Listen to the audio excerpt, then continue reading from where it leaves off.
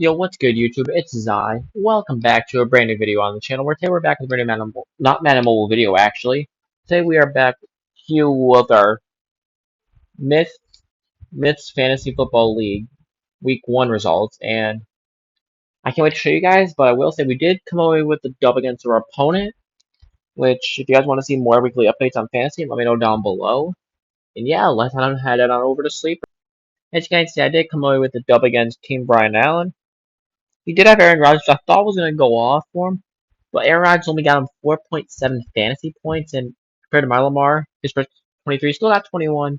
He balled out though with 3 touchdowns, only 1 interception, and I'm surprised he didn't actually rush for as many yards as I thought he was going to.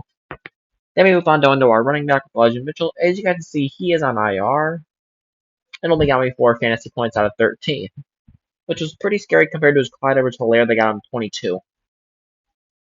Then we move on down to our backup, which is Devin Singletary on Thursday. 8 carries, 48 yards, and 2 for 2 receptions on 14 yards. 8.2 points.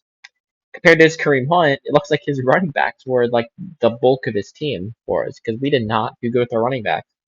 But on the flip side, we did have Jamar Chase with 30.9 fantasy points, only projected for 18. So he exceeded his expectations with going 10 for 16 on 129 yards and 1 touchdown. I was expecting another touchdown out of him, but that didn't happen. Then AJ Green, he had, and Juju Smith-Schuster combined for a total of 14 points. Well, just about 15 points, just under 15, or just over 15. And then I had Rashad Bateman with 2 for 5 on receptions, 59 yards and a touchdown. So yeah, he has to work on catching the ball a little more because he did drop a touchdown early in the game, but then he redeemed himself in the fourth quarter with a deep one from Lamar from about like 55 yards, easy. Then we move on to our tight ends, which were pretty even, I'd say. Mark Andrews, Dallas Goedert, they performed pretty evenly. I mean, Goddard did better, but got less fantasy points, which is weird. I guess because he had less receptions. He was 3 for 4 for 60 yards, which is 6 points plus a reception is 1 point each, so 9. Then you had Mark Andrews, which for 5 out of 7, which is 5 points, 52 yards is 5.2, so you got yards. Yards per point is 10 yards per point, hence why you got 5.2 from Andrews for yards, and 5 receptions, add that, 10.2. Then we move on to our flex positions, which I played pretty nice. I'd say DJ Shark played a lot better than I thought he was going to, from my personal experience, because I watched part of the game as well. And he had Melvin Gordon, his running back, at flex with only 7 points. But DJ Shark, 4 for 8, 52 yards and a touchdown. Pretty well done for him. And he got his first touchdown in his first game as a Lion. Then at the other flex position, we both did terrible. He had Dawson Knox, I Kadarius Toney. There's not too much to say besides we suck. Then we go on to our kickers with their kickers. Prater went 1 for 1 on extra points, and that was it. And he was projected for 8 points, 8.5, and he got 1. Which goes to show an extra point's only worth 1 point, while he has Matt Gay, which is 1 for 1 on field goals, and 1 field goal from 50 plus. Got him 6 points. Am I butthurt about it? Yes, but I'm going to try and win anyways. Then we move on to our defense, which this was my favorite part of the team. Buccaneers defense, 1 interception, only 3 points allowed, and 4 sacks. That's almost as good as the Bills defense. And then the Colts only had 7 points, which not that bad. Then our defensive players, since our team added this league, we actually have defense specific players. I had Montez Sweat with 3 tackles, 3 QB hits, and 1 pass deflected for 12 points, while he had Hendrickson, which only had 4 tackles and 1 QB hit. I don't know how those points equivalent, but I'll probably put them on the screen somewhere if I do. Then Jordan Brooks, amazing game, 12 tackles. Looks like each tackle is worth 2 points. Well, 1.5 or something, because he was only projected for 18. He got 22. And he had Tremaine Edmonds with 10 tackles, 17 points. So something there. Then we move on to our DBs with Jesse Bates only having 2 tackles for 3 points. Looks like it's 1.5. Then he had Justin Simmons, which is on IR, and off his roster as well for 14 points. And the bench, we could have honestly put in Jamal Williams, McCole Hardman, and we would have done better, I think. And Marlon Humphrey would have probably had almost 200 points with those 3 in there. We did win 155 to 82. Congratulations. I am Wait, where am I ranked in the league right now? Because of that, we are ranked number 7 still.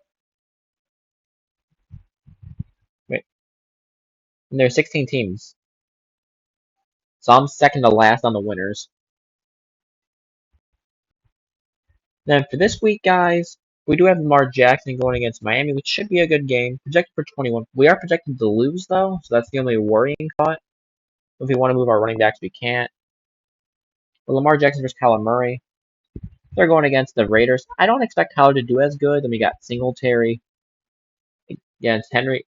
Oh, they're going against each other. That's going to be a good game, I'd say. But also, with how Derrick Henry played last week, and you guys can see this hit right here, I don't think he's going to do that well. We got Jamal Williams against Washington. Give him 15, 20 points easy. And Jamar Chase against Dallas. All I'm going to say is he's cooking Trayvon Diggs. That's all I got to say. Then we got Bateman against the Dolphins. Like, should be a good game. But then has Diggs against Tennessee, so we'll see what happens. Then Goddard versus Waller. Chark versus Hardman. And he needs CeeDee Lamb. And without Dak, I don't think he's going to perform that well. So we may be able to carry away with the win here if we doesn't do that well. Then our kickers, we got Prater against and Boswell. I cannot put in Jason Sanders because I don't want to. Then we got Buccaneers defense against the Saints. Should be a good one. Vikings against Eagles. Should also be a good matchup for them. Then we have Montez Sweat in Detroit. That's going to be a iffy one, I think, honestly. Then we got Jordan Brooks against San Francisco. And Jesse Bates against Dallas.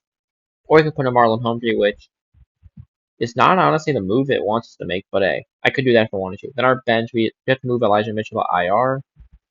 And that's it right now, I think. No one else I need to put in?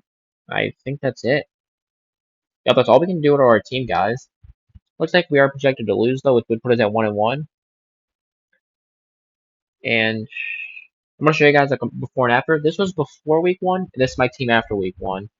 So I'll get that put into the video, guys. But yeah, overall, we could look at our awards as well for the week, maybe. Guys, before we do end the video, I do want to show you guys the week reports, and we're going to see if we did anything. So, best team of the week was Najee next up. GG Steelers, and the worst team was the PG Austin with 106. Players of the week, we had none of them. Myth had a lot of them, it looks like. Look at this. Smith had Barkley, he had Koo, he had Mack, Fitzpatrick, and Khalil Mack. Wait, all because he had them at both positions. And then for bench warmers, we had Carson Wentz, AJ Dillon. I had 2 of them. Wait, why was Hutchinson a? I don't get that. How is he a bench warmer with 1 point? Like they performed the worst on the bench? I don't get that. Then there's Marlon Humphrey. This is who we had. So we had 2 bench warmers of the week. In League Awards, we're gonna look at real quick. League Awards most efficient, 192. Perspective 197. The least efficient, Zombie 153 was supposed to get almost 200 points. Highest points in loss, VL with 165. Lowest points in the win, Warner with 151. Biggest blowout, Steelers versus Mikey. Then narrow victory, Brandon versus Elite.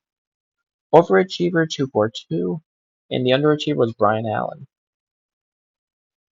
You guys can see we were projected for 189. We only got 155. So we're doing terrible. But Chiefs fan is doing well. I only scored 82% of what I was supposed to get. Guys, as of right now, I'm outside the playoffs, is what it looks like. That's top 6, and I'm 7. So how this would look is, I'd have to be...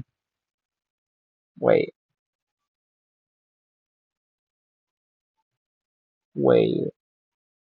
So only 2 seeds don't play? Wait, I'd be one of the only 2 seeds not playing. How is this fair? So whoever's me and 8th place would not be at all in the playoff. Not even the toilet bowl. So actually, I'm in a safe spot. But I don't know, guys. Tell me what you think.